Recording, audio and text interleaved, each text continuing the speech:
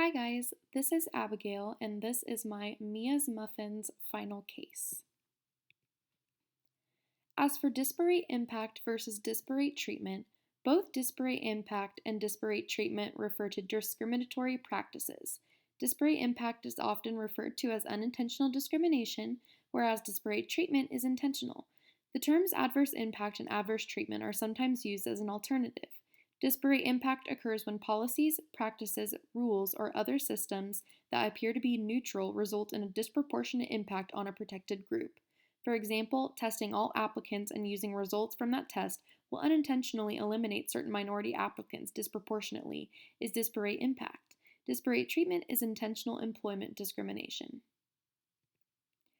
For job analysis, there are different methods and they include interview method, questionnaire method, and the observation method. So my recommendation for Mia is to use the combination of the interview method and the observation method because when she's hiring new employees, it's important for her to make sure that they're a perfect fit for the job, which she can accomplish through interviews.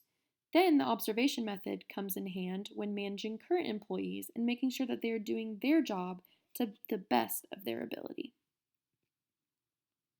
As for job descriptions, these are very important to Mia because they showcase exactly what the job entails when applicants are applying. So my recommendation for Mia would be when she writes her job descriptions, she needs to include not only a detailed description of the exact job, but include the skills required to perform the job well. This will save Mia a lot of time when filtering through applications and applicants, and most people will not apply for a job that they're not qualified for. For recruitment plans, there's two kinds. There's external and internal plans. As for external, Mia should post the job opening on a job board or website. The job description should be very well written and include qualifications/skills needed. Benefits of external recruitment plans include a broader talent pool, more diversity, and more people for growth, because a lot of people are coming in from outside of the company, so it adds a new perspective into the company. As for internal, Mia could promote her employees to higher positions, or she can move her employees to different jobs. The benefit of internal recruitment includes lower costs, lower risk, and improved employee engagement. It especially is a lower risk because they already work for the company, they already know the rules and regulations of the company, they already pretty much know their job, so it's definitely a safe bet using internal recruiting as well. Recruitment message. When advertising a recruitment message, Mia must create a message that motivates people to apply for the position and verify that it will attract the right candidate pool. So for the customer service desk role, I think Mia should advertise the benefits of the job and how much this position is in need of being filled. So then the applicant will feel gratification from being a good candidate and will also receive the working benefits of the job just like any other job. As for recruitment sources, so there's many of these. They can include social media, job boards, websites, and employer branding. Today especially, there are many different ways to advertise recruitment messages and direct them to many people all over the world, no matter where they are. So it's up to Mia which source she would like to use because they're all good sources and carry their own benefits.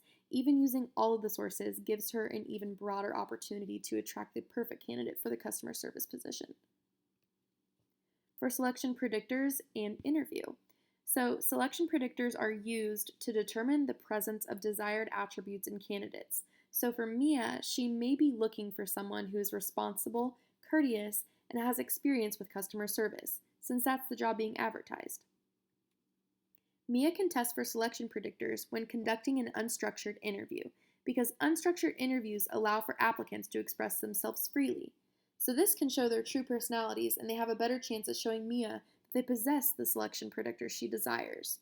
Because unstructured interviews aren't the same as structured, where you're asked the same questions almost in every interview you have. This way, you're able to kind of open up with your personality, and the candidates will be able to show Mia just how perfect they'd be for the position. Correlation coefficients and validity. So, correlation coefficients are used to measure the strength of a relationship between two variables.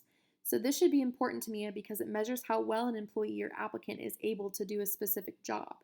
So Mia should care about the validity of the coefficients because this is a way to tell if an applicant would be a good fit for the customer service position.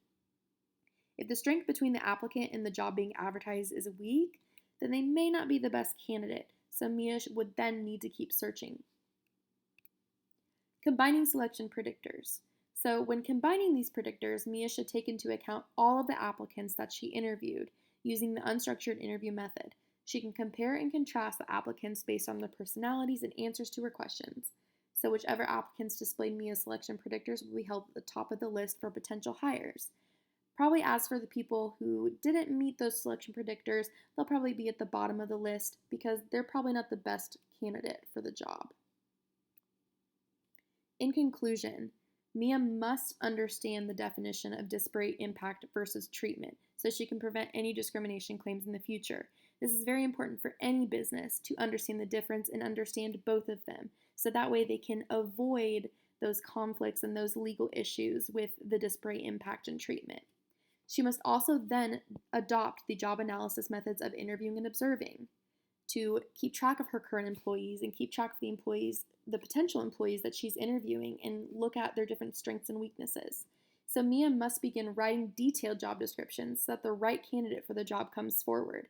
The more detailed, the better, because people know exactly what they're applying for and exactly the skills they need to possess to be able to do the job.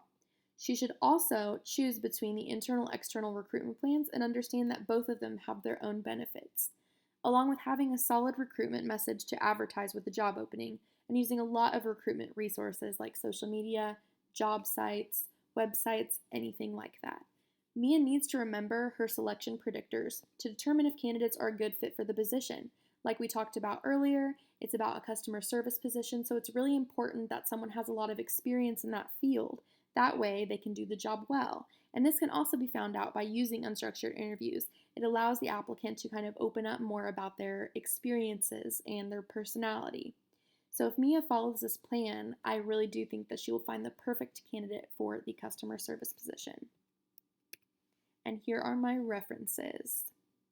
Thank you guys so much for a great 8-week semester, and I look forward to watching all of your core assessments. Thank you.